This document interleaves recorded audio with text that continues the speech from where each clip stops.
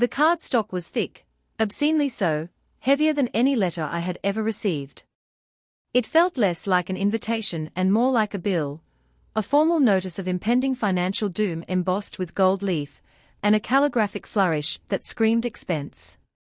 My tea had long since gone cold on the small oak table beside my favorite armchair, the one Robert had reupholstered for me himself the year before he passed. I ran a trembling finger over my daughter's name, Clara, entwined with that of a man I barely knew, Marcus. The weight of the invitation in my hands felt symbolic, a physical manifestation of the emotional burden my only child had become. It had been sitting on my mantelpiece for a week, a pristine, white accusation amongst the comfortable clutter of my life, photographs of a smiling Robert, a clay pot my Clara had made in kindergarten, a chipped porcelain bird we'd bought on our honeymoon. I always thought I knew my son, or rather, my daughter. I thought I had raised her with the values Robert and I held so dear: humility, hard work, the quiet dignity of a life well lived. But looking at this invitation, with its demand for a black-tie dress code, and its mention of a gift registry that included items costing more than my first car, I felt a chasm opening between the daughter I remembered and the woman she had become. I sank deeper into the worn cushions of the chair, the silence of the house pressing in on me. It was a comfortable silence, one I had grown accustomed to in the 5 years since Robert's death. It was the silence of peace, of solitude, not loneliness. My life was simple, but it was my own. I managed my affairs, tended my garden, and spoke to my Robert in the quiet moments, telling him about my day, about the robins that had returned to the bird feeder, about the ache in my heart that never truly faded but had softened into a gentle, constant companion. But in the last year, since Marcus had entered the picture, a different kind of silence had crept into my life, the silence of unanswered phone calls, the silence after a perfunctory conversation that was only ever a preamble to a request for money. Clara used to call me every Sunday. We'd talk for an hour, about everything and nothing. Now, my phone remained quiet unless a credit card bill was due or a new, unforeseen expense for her perfect life had arisen. This invitation was the culmination of it all. It wasn't just a piece of paper, it was a summary of our recent relationship. It was formal, cold, and transactional. There was no handwritten note, no "Mom, I'm so excited," scribbled in the margin. It was an announcement, a proclamation sent to a financier, not a mother. And the most painful part, the secret I held clasped tight to my chest like a rosary, was that I could have given her the world. Not just the obscene amount this wedding would undoubtedly cost, but a world beyond her wildest, most materialistic dreams. But I hadn't. I had kept my promise to Robert, and in doing so, I had created this version of my daughter, this stranger who saw me not as her mother, but as a stubborn, old-fashioned woman clinging to a modest inheritance. A woman who needed to be cajoled and manipulated into parting with her savings for the sake of her daughter's happiness. They had no idea. Clara and her perfectly groomed, avaricious fiancé had absolutely no idea who I really was. They saw a widow in a sensible cardigan living in a modest, paid-off suburban home. They saw a woman who clipped coupons and bought her coffee from a flask. They didn't see the woman who, every morning, reviewed profit and loss statements that ran into the millions, who approved payroll for over 200 employees, and who held the sole deed to one of the most exclusive and discreet luxury resorts on the coast. They didn't know that when my daughter got married, the quiet, unassuming mother of the bride was, in fact, one of the wealthiest women in the state. And as I stared at her name in gold leaf, a cold, hard knot of resentment began to form where sorrow used to live. They were about to find out. Not in the way they hoped, but in a way they would never forget. My journey to this moment of cold clarity began 5 years ago, on the worst day of my life.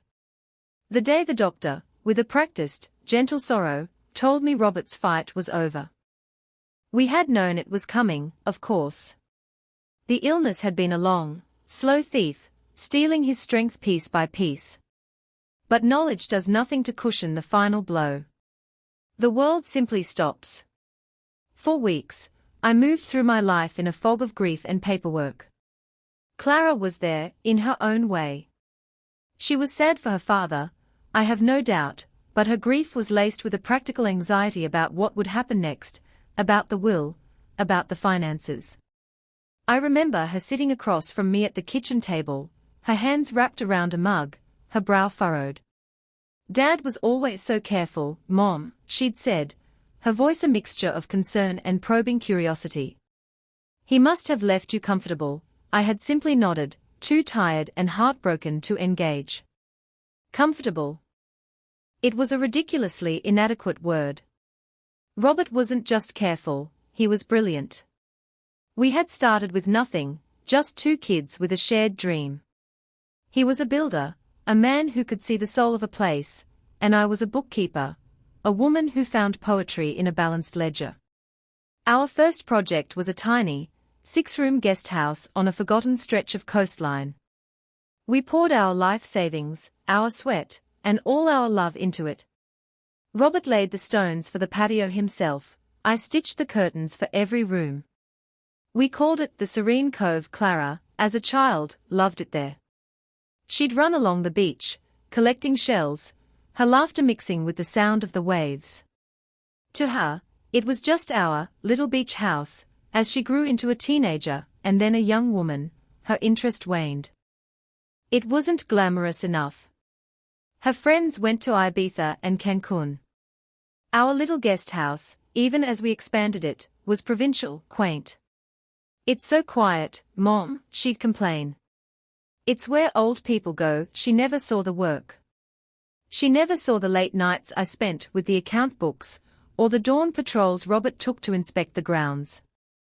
She never understood that this quiet place was the engine of our lives. Over 30 years, Robert's vision and my meticulous management had transformed that 6-room guest house into something extraordinary.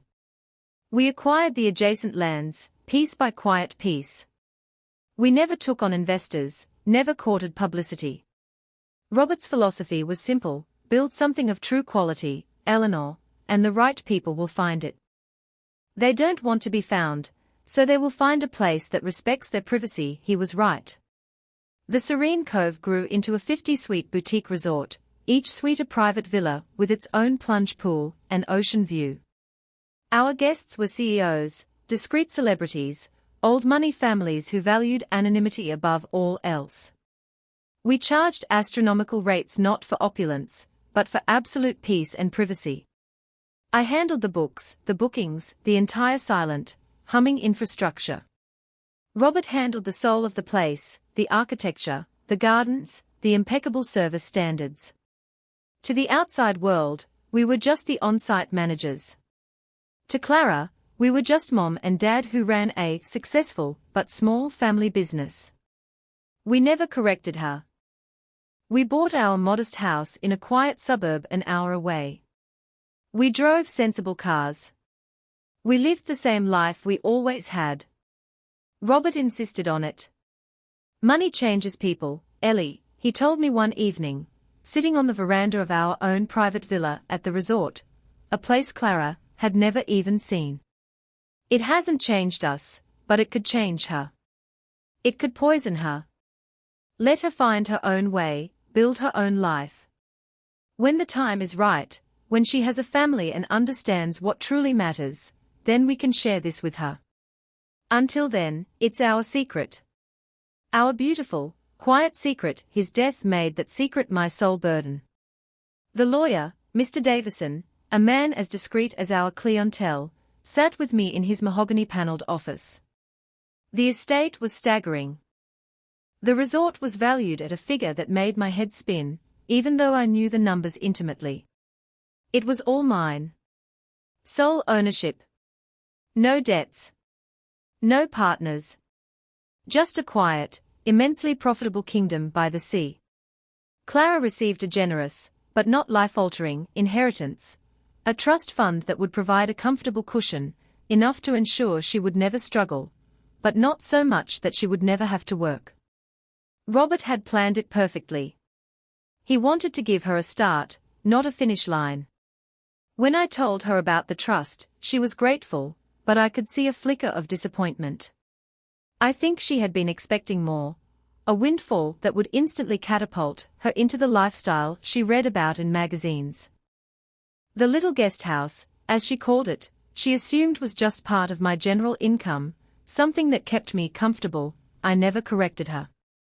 I let her believe I was a widow with a nice nest egg and a modest pension from the family business. I kept my promise to Robert. I would wait for her to mature, to find a partner who loved her for who she was, not what she might inherit. I just never imagined she would find a man like Marcus, a man who would amplify her worst instincts and turn my quiet, protected secret into a weapon against me. The announcement of the engagement came over a strained dinner, at a restaurant far too trendy for my taste. The music was a dull throb, and the prices on the menu were offensive. Clara was glowing, her hand resting conspicuously on the table, a diamond the size of a pigeon's egg flashing under the dim lighting.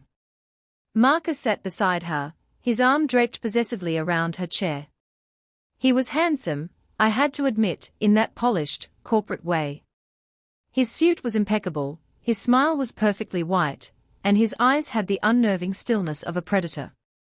He called me Eleanor from the moment we met, a subtle power play that immediately set my teeth on edge. He spoke of his job in finance in vague, but impressive-sounding terms, leveraged acquisitions, portfolio diversification. It was all designed to communicate wealth and ambition. Throughout the dinner, he steered the conversation, asking me polite, but pointed questions about my financial situation. He framed it as concern. "We just want to make sure you're secure, Eleanor. Clara worries, you know." Clara, who hadn't asked me about my well-being in months, just nodded in agreement, gazing at him with unnerving adoration. The first request came a week later. It was a phone call from Clara. "Mom," she began, her voice sweet and a little hesitant, "Marcus and I have found the most perfect apartment. It's an investment, really. But the down payment is just a little bit out of reach for us right now, with the wedding to plan and everything." I asked how much. The figure she quoted was the price of a small house. I hesitated, my mind automatically calculating the interest I'd lose by pulling it from one of my investment accounts. "It would just be a loan, of course," she added quickly, Marcus's coaching evident in her phrasing. "We'd pay you back as soon as we're settled." Against my better judgment, against the silent warning bell that was clanging in my head, I said yes. I told myself it was for Clara. I was helping my daughter start her new life. The wire transfer left my personal account, a fraction of my true worth, but a significant chunk of the persona I was maintaining. The thank you was brief, an excited text message with a picture of them standing in front of a sold sign. Then, silence. Until the next request. My best friend, Beatrice, was not so easily fooled. BEA and I had been friends for 50 years. She knew about the Serene Cove. She and her late husband, Frank, were the only people we had ever told, back when it was just a dream sketched on a napkin. BEA was blunt, practical, and fiercely loyal. I had lunch with her the week after I'd given Clara the money for the apartment. "You're a fool, Eleanor," she said, stirring her iced tea with more force than was necessary. "Alone? You'll never see a penny of that back, and you know it." "She's my daughter, BEA, I argued, though my heart wasn't in it. "Of course she is. Which is why she should be ashamed of herself for asking. And that young man of hers, he looks like a fox who's just been handed the keys to the henhouse." I tried to defend him, talking about his good job and his ambitious nature. BEA just snorted. "His ambition is to spend your money. Robert, God rest his soul, would be turning in his grave. He wanted to protect that girl, not enable her. You keeping that resort a secret was supposed to give her character, not give her a secret weapon to bleed you dry." Her words stung because they were true. I felt a defensive anger rise in me, but it quickly deflated into a familiar, weary sadness. "What am I supposed to do, BEA? Say no. She's getting married. It's supposed to be the happiest time of her life. Your life is supposed to be happy, too, Eleanor, she said, her voice softening. She reached across the table and patted my hand. You worked just as hard as Robert did to build that place. It's yours. Your life, your money, your happiness. Don't you dare let that slick-haired boy and your temporarily insane daughter make you forget that I left that lunch feeling troubled but resolute. I would be more careful. I would set boundaries. But I had no idea of the scale of the battle that was to come. The wedding planning was not a collaboration, it was a campaign. A relentless, expertly executed campaign to extract the maximum possible funds from me. The opening salvo was fired over the issue of the venue. I had suggested, reasonably I thought, that they could have the wedding at the Serene Cove. It would be my gift to you, I offered over the phone. We can host 200 people easily.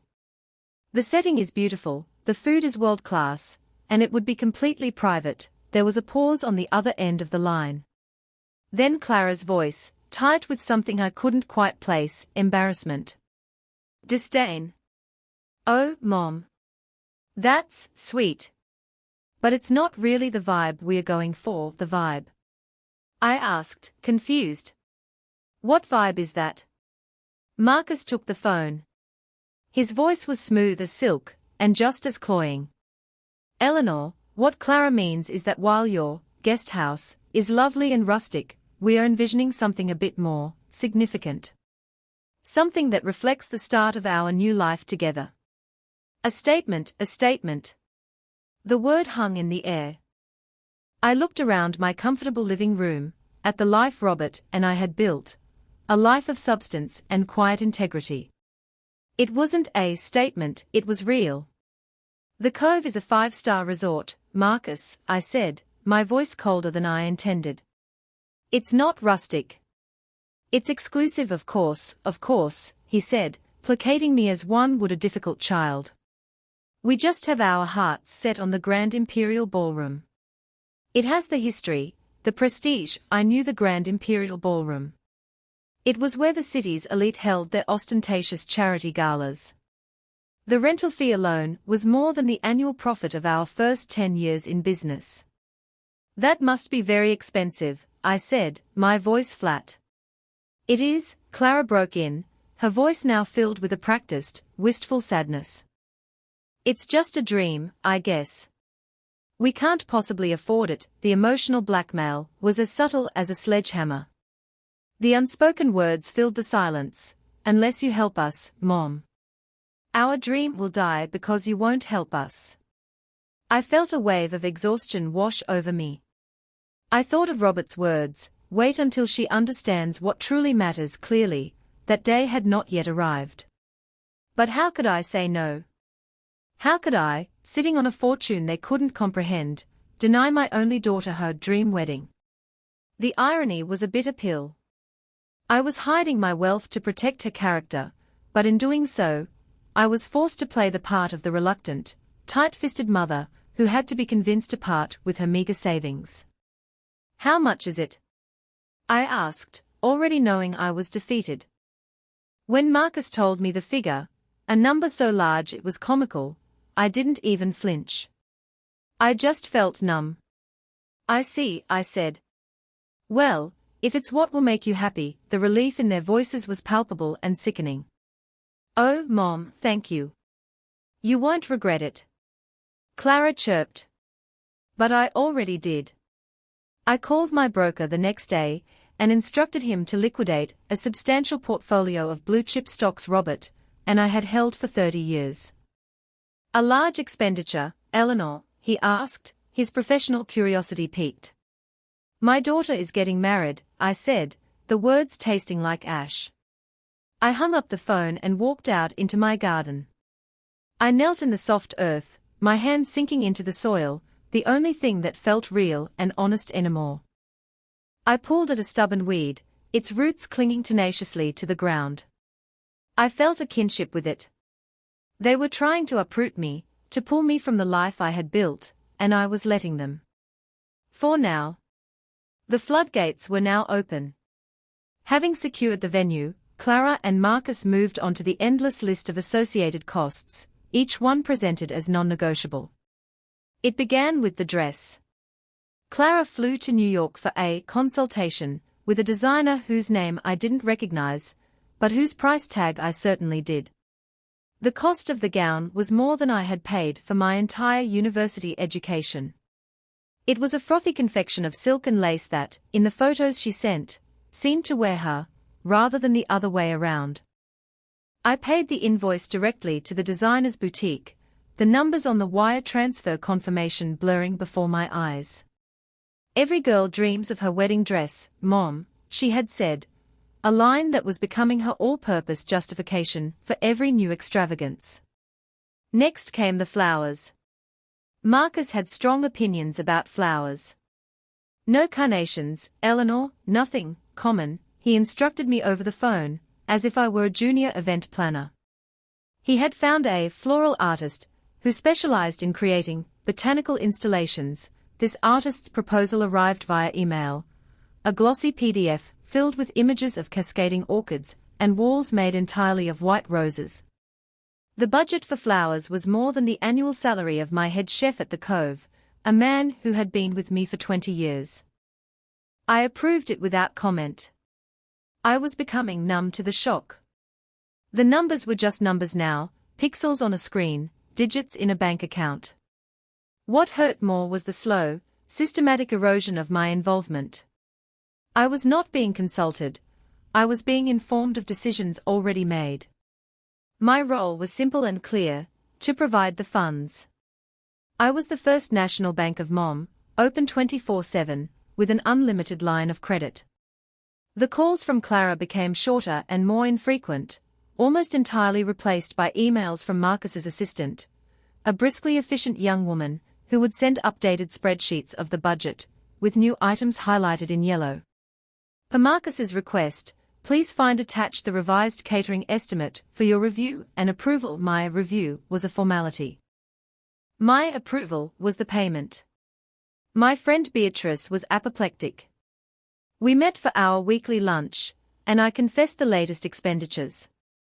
She slammed her fork down on the table, making the water glasses jump. "Eleanor, this has to stop. This is not a wedding, it's a corporate takeover of your bank account. Botanical installations. Is she marrying a man or a hedge fund?" "He works for a hedge fund, actually," I said with a weak smile. "It's not funny," she snapped. "You are letting them walk all over you. What would Robert say?" That was her trump card, and she knew it. What would Robert say? He would be horrified. He would be gentle but firm. He would sit Clara down and speak to her about value, about respect, about the difference between a wedding and a marriage. But Robert was gone, and I was left to navigate this alone, armed with a secret that felt more like a curse than a blessing. If I told them the truth about my wealth, I knew exactly what would happen. The requests wouldn't stop, they would multiply. The dream wedding would become a dream house, then a dream business venture for Marcus. My secret was my only defense, a flimsy shield against their insatiable greed. The humiliation was a constant, low-grade fever. At a fitting for my mother-of-the-bride dress, a beige, shapeless garment they had picked out for me, saying it was elegant and understated, the sales assistant cooed at Clara. "Your mother is so generous. The Grand Imperial Ballroom, my goodness. Your fiancé's family must be thrilled." Clara just smiled a tight, vague smile. "My mother has her ways." I stood in front of the three-way mirror, looking at my reflection. I saw a tired, older woman in a sad beige dress, a woman who looked like she was fading into the wallpaper. That was what they wanted, I realized with a jolt. An understated, beige mother. A quiet, invisible source of funds. They didn't want me. They wanted my money, but they wanted it to appear as if it had come from nowhere, or better yet, from them. The feeling was so cold, so sharp, it took my breath away. That night, I couldn't sleep. I sat in my study, the room where Robert and I had planned our entire empire on a simple oak desk. I opened my personal ledger, the one I kept by hand, and began to write. I created a new page. At the top, I wrote wedding expenses loan to Clara and Marcus. I listed every single item, from the down payment on the apartment to the absurd floral budget. I recorded the dates, the amounts, the invoices. The numbers stared back at me from the page, a testament to my own foolishness. But as I wrote, something shifted inside me. The act of recording it, of itemizing the mountain of their entitlement, was an act of rebellion. I was no longer a passive victim. I was an accountant. And every good accountant knows that, eventually, the books must be balanced. The bills must be paid. A reckoning was coming. I didn't know what it would look like yet, but as I closed the ledger, I felt the first flicker of a fire I thought had long since gone out. It was the fire of self-respect. The final indignities arrived, as they so often do, disguised as minor administrative details. The first was the matter of the guest list. I had assumed, naively, that I would be able to invite a few of my own friends. Beatrice, of course, and a few other couples who had been our friends for decades, who had known Robert, and had watched Clara grow up. I emailed a short list of 10 names to Clara, thinking it a simple formality. Her reply was a phone call, not from her, but from Marcus. His tone was breezy, but the message was brutal. "Eleanor, great to hear from you," he began. "We've just been finalizing the seating charts. It's a nightmare, you wouldn't believe it. We are so incredibly tight on space. I knew the Grand Imperial Ballroom could seat 800 people. They had booked it for 300. "Oh?" I said, my voice dangerously quiet. "That's a shame, it really is," he continued, oblivious to my tone. "The thing is, we've had to make some really tough cuts. It's mostly my business partners and Clara's university friends, you know, the people who are part of our life now. We are trying to keep the event very focused, very curated." I understood immediately. My friends, with their sensible shoes and their conversation about gardening and grandchildren, were not part of the curated image he was trying to project. They were not statement people. "So my friends are not invited," I stated. It was not a question. "It's not that they are not invited," he said, his voice taking on a falsely cheerful tone. "We are going to have a small, informal get-together after the honeymoon. A brunch or something. For the older crowd. It will be much more their speed, the older crowd." The condescension was breathtaking. I was paying a king's ransom for a party to which my own friends, my support system, were not welcome. They were to be relegated to a consolation brunch, like children dismissed from the adult table. The irony burned like acid. The CEO of a major tech company, who had been staying at the Cove for a month-long sabbatical, was less curated than Marcus's junior associate from the trading floor. The reclusive author, who wrote her prize-winning novels in my Villa 4, was less focused than Clara's sorority sister. I wanted to scream this at him. I wanted to tell him that my older crowd could buy and sell his entire curated guest list before breakfast. But I held my tongue. The secret was still my shield, but it was also my cage. "I see," I said, my voice devoid of all emotion. "Thank you for letting me know, Marcus." I hung up the phone before he could reply.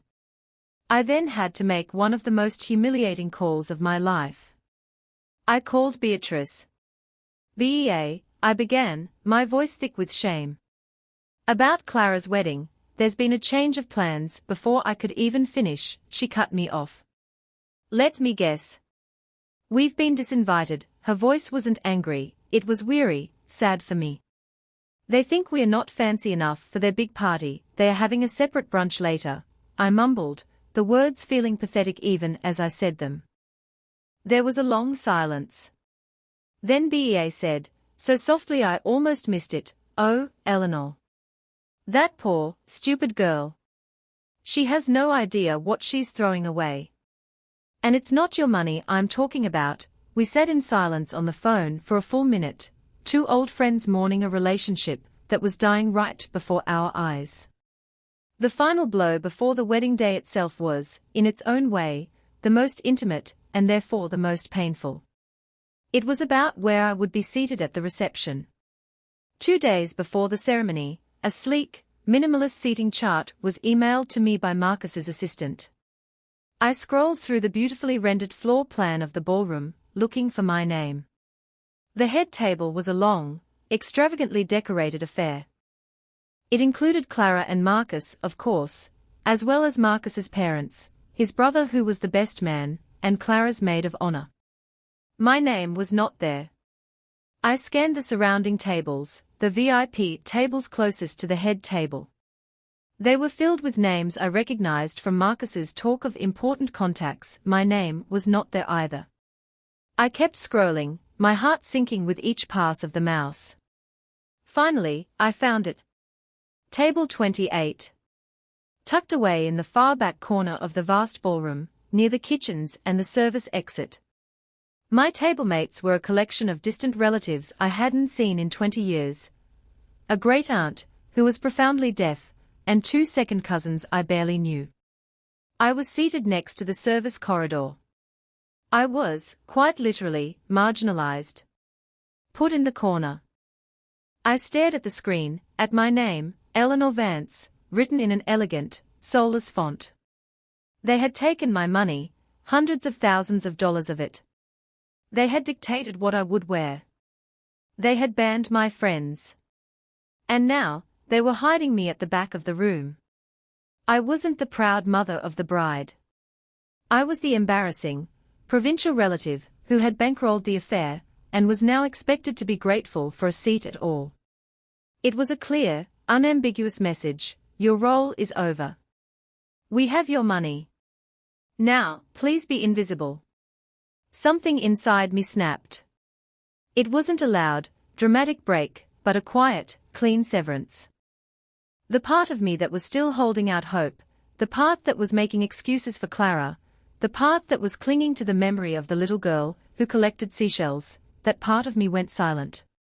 The grief I had been feeling for my daughter was replaced by a cold, crystalline anger.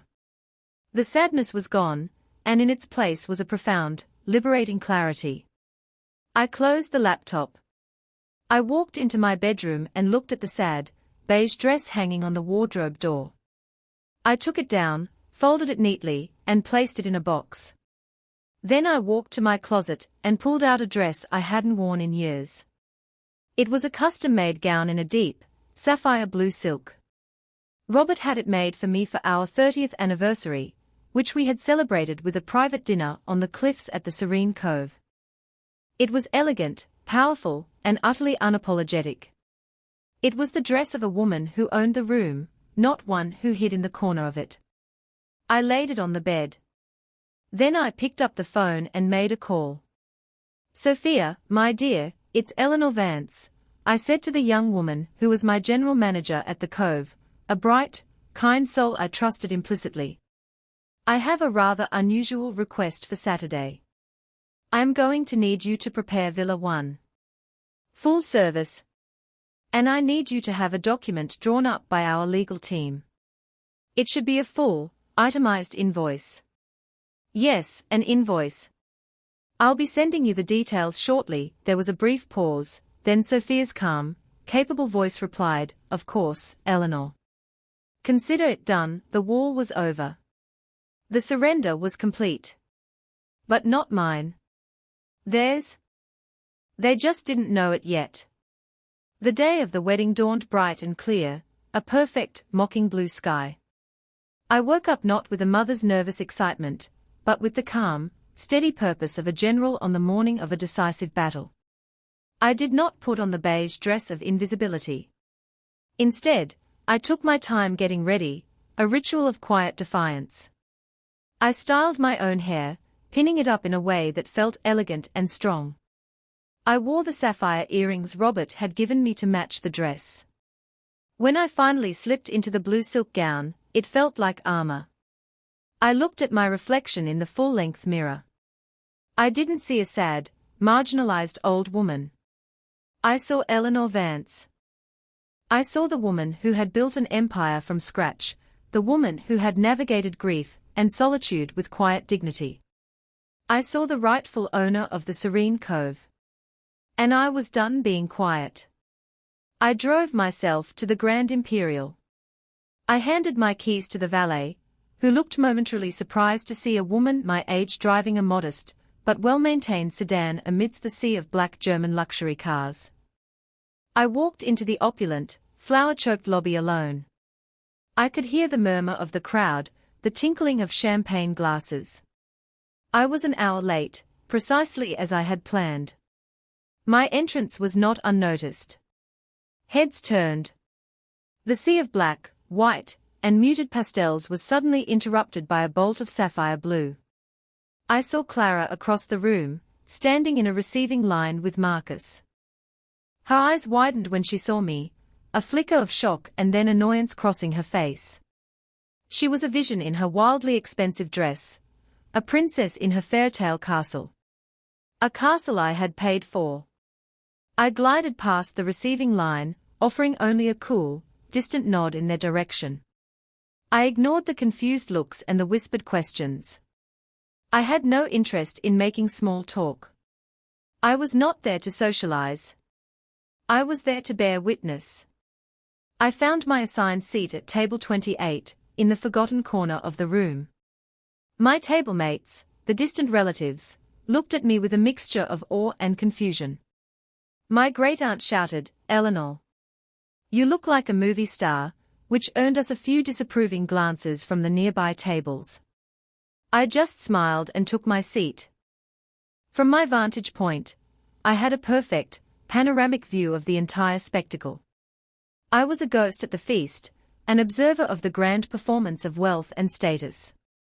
I watched Marcus work the room, his hand permanently attached to Clara's back, guiding her from one important guest to another. I watched his parents, a smug, self-satisfied couple, accept congratulations, as if they had orchestrated the entire affair. I ate my dinner, which was admittedly exquisite, and sipped my water. I politely declined the vintage champagne that cost more per bottle than my weekly grocery bill. I was a silent, blue-clad spectre, watching, waiting. The moment I knew was coming arrived with the speeches. The best man, Marcus's brother, gave a toast filled with boisterous, vaguely inappropriate anecdotes from their youth. The maid of honor, Clara's vapid friend, gushed about how Clara had dreamed of this day forever. Then, Marcus's father took the microphone. He spoke at length about his son's ambition and brilliance. He praised Clara for being a beautiful and fitting addition to their family. He spoke of family values, of legacy, of building for the future. Then he raised his glass. And I want to extend our deepest gratitude to all those who made this magnificent event possible. The room grew quiet. I felt 100 pairs of eyes on me, even in my dark corner. This was it. The moment of acknowledgement. The public thank you for my staggering, life-altering generosity. Marcus's father continued, to my wife, for her impeccable taste. To our family and friends for their support. And to Marcus himself, for his hard work that has made him the success he is today. He paused, cleared his throat, and then, as a complete and utter afterthought, he glanced vaguely towards the back of the room and added, and of course, a special thanks to Clara's mom, Eleanor, for her contribution. A contribution. Like I had chipped in for the bar tab. Not a single mention of the venue, the dress, the flowers, the food, the entire foundation upon which their magnificent event was built. It was a deliberate, calculated dismissal. A public erasure. In that moment, watching Marcus beam at his father, watching Clara nod along with a serene smile on her face, I felt nothing. The anger was gone. The hurt was gone. All that remained was a profound, chilling emptiness. They hadn't just taken my money. They had tried to take my dignity, my very existence, as the mother of the bride. They had reduced me to a footnote at my own daughter's wedding. I picked up my evening bag. I stood up from table 28. My great-aunt didn't notice. She was grappling with a lobster tail. I walked, not towards the exit, but towards the stage. The DJ had just started playing a loud, generic dance track. The happy couple was making their way to the dance floor for their first dance. I intercepted them midway. "Clara." "Marcus," I said. My voice was calm, but it cut through the music. They stopped, surprised. Clara's smile faltered. "Mom? What are you doing?" "We are about to have our first dance. I'm leaving," I said simply. "I just wanted to say goodbye." "Leaving?" Marcus said, his smile tightening. "The part is just getting started." "It would be rude to leave now." "Rude?" I repeated the word, tasting it. "Yes, it would be. Almost as rude as seating your primary benefactor next to the kitchen. Almost as rude as publicly thanking everyone except the person who paid for every single thing in this room." Clara paled. "Mom, you're making a scene." "No, dear," I said, my voice dropping to a near whisper so only they could hear. "The scene has already been made. I just finally saw it clearly. You see, I thought this was a wedding. I was mistaken. This is a business transaction. And it is now concluded." I looked from her shocked face to Marcus's suddenly wary one. "I hope you enjoy your honeymoon." "You should. It's my last gift to you." And with that, I turned my back on them. I did not look back. I walked across the vast, polished dance floor, a river of sapphire silk parting the sea of their curated guests. I did not run. I walked with the slow, deliberate grace of a queen abdicating a throne she never wanted. I walked out of the grand imperial ballroom, out of the life they had tried to build for me, and into the cool, clean night air. And for the first time in a very long time, I felt completely and utterly free. The drive home from the wedding was a blur of streetlights and silence. I didn't cry. The capacity for tears had been scorched out of me, replaced by a cold, hard certainty. By the time I walked through my own front door, the numbness had receded, leaving behind the clean, sharp edge of purpose. The emotional part was over. Now, the practical part began. The part one was good at. I did not go to bed. I went directly to my study, the command center of my real life. I sat at Robert's desk, the solid oak a comforting presence beneath my hands. The first thing I did was send a long, detailed email to Sophia at the Serene Cove. It contained every receipt, every invoice, every wire transfer confirmation related to the wedding. The subject line was simple: for invoice generation. The second thing I did was open my handwritten ledger. I turned to the page marked Wedding Expenses Loan to Clara and Marcus. At the bottom of the long, damning column of figures, I drew a sharp, double underlined line and calculated the grand total. The number was obscene. It represented a significant portion of my liquid assets, the money I kept separate from the resort's main operational accounts. It was the comfortable nest egg they thought they were plundering. I stared at the total, not with regret, but with a sense of grim satisfaction. It was the price of my freedom. The next morning, I called Mr. Davison, my lawyer. He was a creature of habit, and I knew he would be in his office by 7 a.m. "Eleanor," he said, his voice warm but professional. "I trust you are well. I imagine you had a celebratory weekend." "It was illuminating, Charles," I said. "I need to make some immediate and substantial changes to my will and my estate plan." There was a brief pause. "I see," he said, "all business now. How immediate?" "As of this morning," I replied.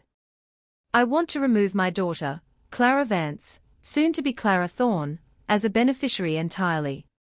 Her portion of the estate, including the trust established by her father, is to be dissolved.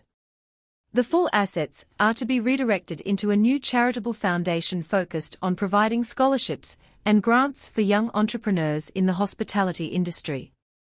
We will call it the Robert Vance Foundation." Mr. Davison was silent for a moment. He was too professional to gasp, but I could hear the intake of breath. "That is a significant change, Eleanor. Are you certain?" "I have never been more certain of anything in my life," I said. "Draft the paperwork. I'll be in this afternoon to sign it." My final call was to my financial advisor. I instructed him to freeze any pending transfers and to set up a new series of accounts under the name of the foundation. I was dismantling the financial structure of my old life, brick by brick. By noon, it was done. All of it. The ties that had bound me to their greed, the sense of maternal obligation that they had so expertly weaponized against me, were severed. It was a strange feeling. For years, my purpose had been tangled up with Clara's. Providing for her, protecting her, worrying about her. Now, there was just me. It was terrifying and exhilarating all at once. 2 days later, a crisp white envelope arrived from the Serene Cove's corporate office. It contained the document Sophia had prepared. It was a work of art. Printed on the resort's official, watermarked letterhead, it was an invoice addressed to Mr. and Mrs. Marcus Thorne. It was fully itemized, just as I had requested, with descriptions, dates, and amounts, right down to the last dollar. Venue rental, Grand Imperial Ballroom, couture bridal gown, designer name, botanical installation services, honeymoon package, first-class airfare and presidential suite, Maldives. At the bottom was the grand total from my ledger, with the words payable upon receipt underneath, in small, precise print. It stated, "As per our records, these funds were advanced as a short-term loan. Please remit payment or contact our legal department to arrange a payment schedule." I placed the invoice into a fresh envelope. I didn't include a letter. The invoice was the letter. It was the coldest, most final communication I could imagine. The perfect end to our transactional relationship. I mailed it to their new apartment, the one I had helped them buy. I imagined it arriving, a sleek, corporate serpent sliding into their perfect, curated world. Then I waited. The first call came 3 days later, while they were still on their honeymoon. It was Clara. Her number flashed on my phone, and for a fleeting second, my heart lurched with the old, familiar instinct to answer. I silenced it.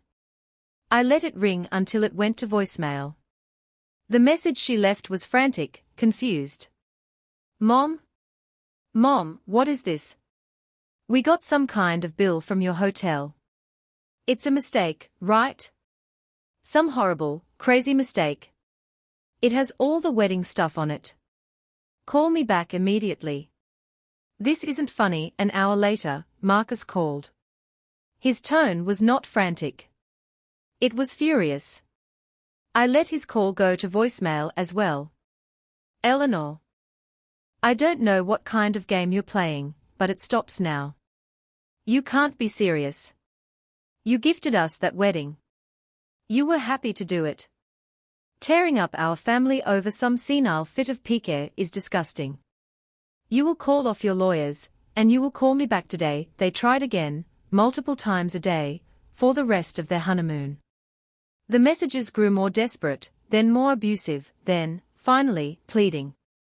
I listened to them all, not with pleasure, but with a kind of detached anthropological interest. I was studying a species I no longer belonged to.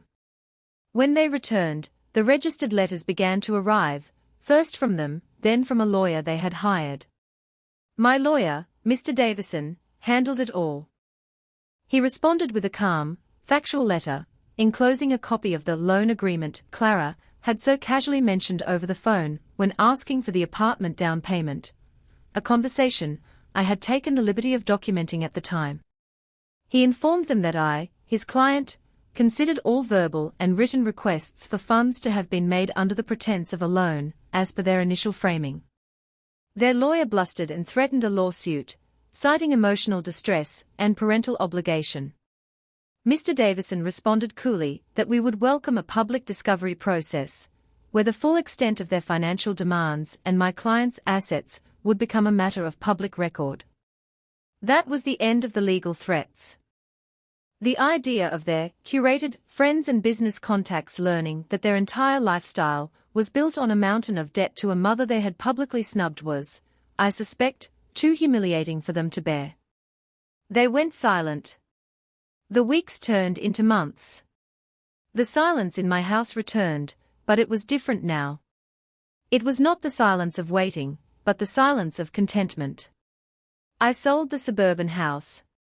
It was full of too many ghosts, too many memories of a life that was no longer mine.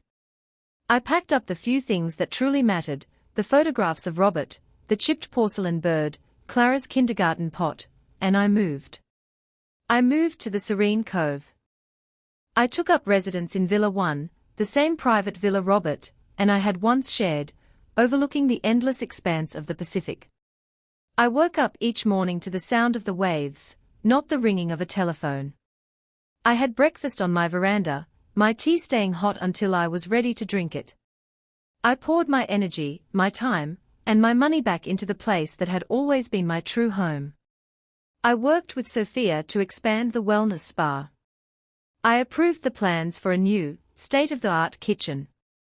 I established the Robert Vance Foundation, and the first scholarship recipient was a brilliant young woman from a poor fishing village who dreamed of becoming a hotel manager.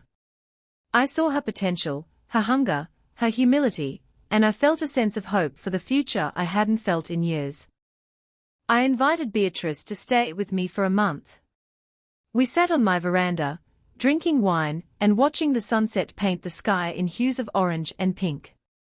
"You look 10 years younger, Eleanor," she said, her eyes twinkling. "Happiness is the best cosmetic. It's not happiness, BEA," I replied, swirling the wine in my glass. "It's peace. It's so much better than happiness." I didn't cut myself off from the world, I re-entered it on my own terms. I took a more public role at the resort, greeting special guests, sharing the story of its creation. They were fascinated by this quiet, elegant woman who had co-founded this paradise. My story, Robert's story, became part of the resort's legend. One evening, about a year after the wedding, Sophia came to my villa. She looked hesitant. "Eleanor," she said. "There's someone here to see you." A young woman. "She says she's your daughter." My heart gave a single, hard thump, a muscle memory of a love that once was. I looked out at the ocean, at the waves breaking on the shore, steady and eternal. "Is she a guest at the resort, Sophia?" I asked calmly. "No," Sophia said. "She's at the main gate." "She doesn't have a reservation." "Then you know our policy," I said, my voice gentle but firm. "Privacy is what we promise. Privacy is what we deliver. No one gets past the gate without a reservation." Sophia nodded, understanding completely. "Of course, Eleanor. I'll take care of it." She left, and I remained on my veranda, watching the last sliver of the sun dip below the horizon. I felt a pang, not of regret, but of a distant, melancholy sorrow for the girl who used to collect seashells, for the relationship that might have been. But it was like remembering a story about someone else. My life was here now, in the quiet hum of the resort, in the legacy I was building, in the peace I had fought so hard to reclaim. They had wanted a statement wedding, a life that was a grand proclamation. And in the end, I had made my own statement. It wasn't written in gold leaf on heavy cardstock. It was written in the stones of the garden walls, in the murmur of the ocean, in the quiet, dignified rhythm of a life well and truly lived. My life. On my own terms. At last.